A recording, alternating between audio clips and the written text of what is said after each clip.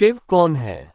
क्या वे भगवान हैं, या बस एक पौराणिक कथा, या फिर शिव का कोई गहरा अर्थ है जो केवल उन्हीं के लिए उपलब्ध है जो खोज रहे हैं? भारतीय आध्यात्मिक संस्कृति की सबसे अहम देव महादेव शिव के बारे में कई गाथाएं और दंत कथाएं सुनने को मिलती हैं। क्या वे भगवान हैं या केवल हिंदू संस्कृति की कल्पना है, या फिर शिव का एक गहरा अर्थ है जो केवल उन्हीं के लिए उपलब्ध है जो सत्य की खोज में हैं?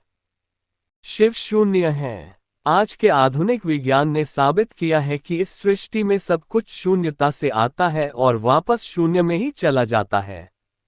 इस अस्तित्व का आधार और संपूर्ण ब्रह्मांड का मौलिक गुण ही एक विराट शून्यता है।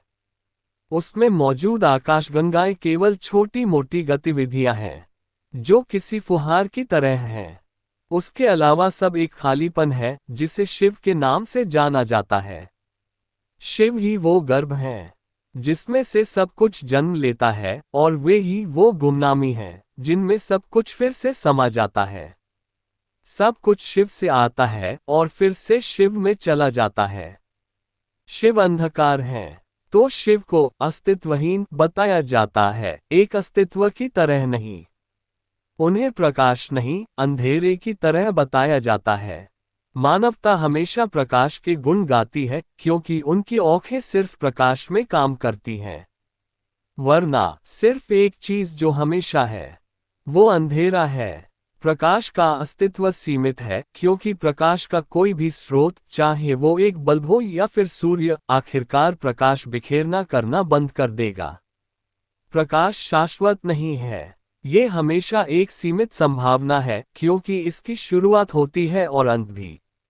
अंधकार प्रकाश से काफी बड़ी संभावना है। अंधकार में किसी चीज के जलने की जरूरत नहीं, अंधकार हमेशा बना रहता है। अंधकार शाश्वत है। अंधकार सब जगह है। वो एक अकेली ऐसी चीज है जो हर जगह व्याप्त है। पर अगर मैं कहूं दिव्य अंधकार, लोग सोचते हैं कि मैं शैतान का उपासक हूं। सच में पश्चिम में कुछ जगहों पर यह फैलाया जा रहा है कि शिव राक्षस हैं। पर आप अगर इसे एक सिद्धांत के रूप में देखें तो आपको पूरे विश्व में सृष्टि की पूरी प्रक्रिया के बारे में इससे ज्यादा स्पष्ट सिद्धांत नहीं मिलेगा। मैं इस बारे में बिना शिव शब्द बोले दुनिया भर के वैज्ञानिकों से बातें करता रहा हूं। वे आश्चर्य से भर उठते हैं, क्या ऐसा है? ये बातें पता थीं? कब? हमें ये हजारों सालों से पता है। भारत का हर सामान्य आदमी इस बात को अचेतन तरीके से जानता है। वे इसके बारे में बातें करते हैं और वे इसका विज्ञान भी नहीं जानते। आदियोगी शिव का अर्थ पहले योगी और पहले गुरु। दूसरे स्तर पर जब हम शिव कहते हैं तो हम एक विशेष योगी की बात कर रहे होते हैं, वे जो आदियोगी या पहले योगी हैं और जो आदि गुरु या पहले गुरु भी हैं। आज हम जिसे योगिक विज्ञान के रूप में जानते हैं उसके जनक शिव ही हैं।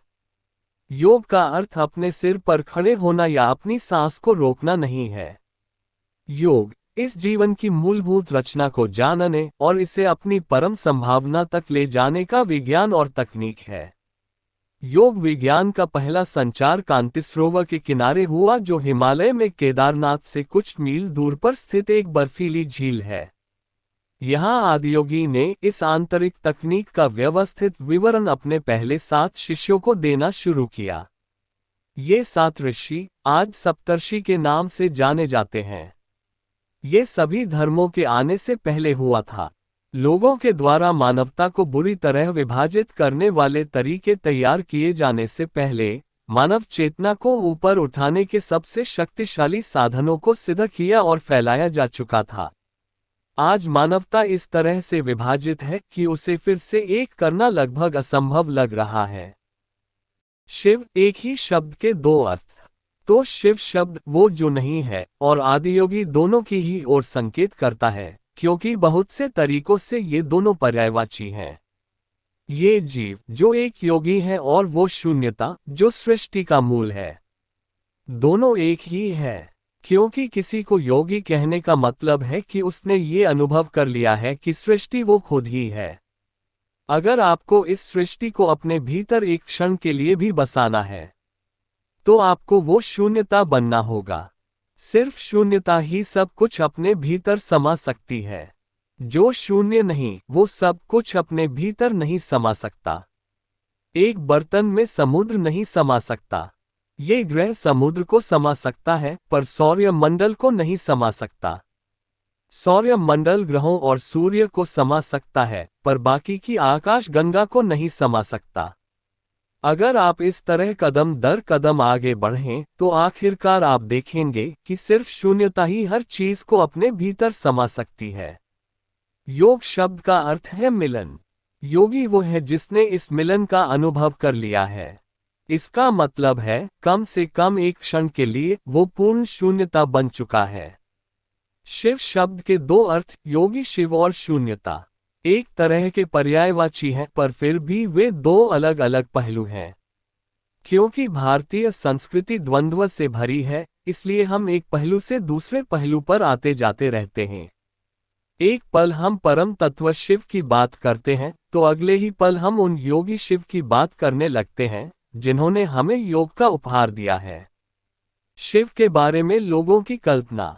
यह अफसोस की बात है कि शिव का परिचय ज्यादातर लोगों को भारत में प्रचलित कैलेंडरों के जरिए ही हुआ है, जिसमें उन्हें भरे भरे गाल वाले नीलवर्णी व्यक्ति के रूप में दिखाया गया है। उसकी वजह सिर्फ इतनी है कि कैलेंडर कलाकारों को इस चेहरे से अलग कुछ सूझा ही नहीं। अगर आप कृष्ण बनाने को कहेंगे तो कलाकार उसके हाथ में एक बांसुरी थमा देंगे। राम बनाने को कहेंगे तो उसके हाथ में धनुष दे देंगे। और अगर आप शिव बनाने को कहेंगे तो सिर पर चांद बना देंगे। बस काम हो गया। जब भी ऐसे कैलेंडर को देखता हूं, मैं ये सोचता हूं कि मैं कभी भी एक चित्रकार के सामने नहीं बैठूंगा। फोटो में कोई परेशानी नहीं, क्योंकि उसमें आप जैसे हैं वैसी ही तस्वीर आ जाती है। अगर आप शैतान की तरह दिखते हैं तो आपका फोटो भी वैसा ही आएगा। पर शिव जैसे एक योगी के गाल इतने भरे कैसे हो सकते हैं? अगर आप उन्हें बहुत दुबला पतला दिखाते तो ठीक होता, पर एक भरे हुए गालों वाले शिव ये कैसे हो सकता है?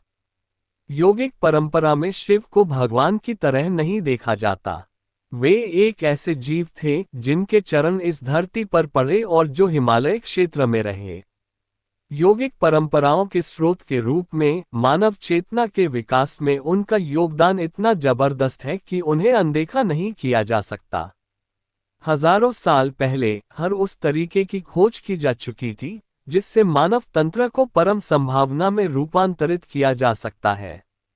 इसकी जटिलता अविश्वसनीय है। ये प्रश्न करना कि उस समय क्या लोग इतने जटिल काम कर सकते थे, कोई मायने नहीं रखता, क्योंकि योग किसी विचार प्रक्रिया या सभ्यता की उपज नहीं है। योग भीतरी बोध से आया है। उनके आसपास क्या हो रहा था इससे कोई फर्क नहीं पड़ता। योग उनके भीतर से बाहर आने वाला प्रवाह था। उन्होंने बहुत ही विस्तार से हमें बताया कि मानव तंत्र के हर मुद्दे का मतलब क्या है और उसमें छुपी संभावना क्या है। जो भी कहा जा सकता था वो उन्होंने इतने सुंदर और कुशल तरीकों से कहा कि आप आज भी उनके द्वारा कही गई एक भी चीज नहीं बदल सकते। आप पूरा जीवन उसका अर्थ निकालने में बिता सकते हैं।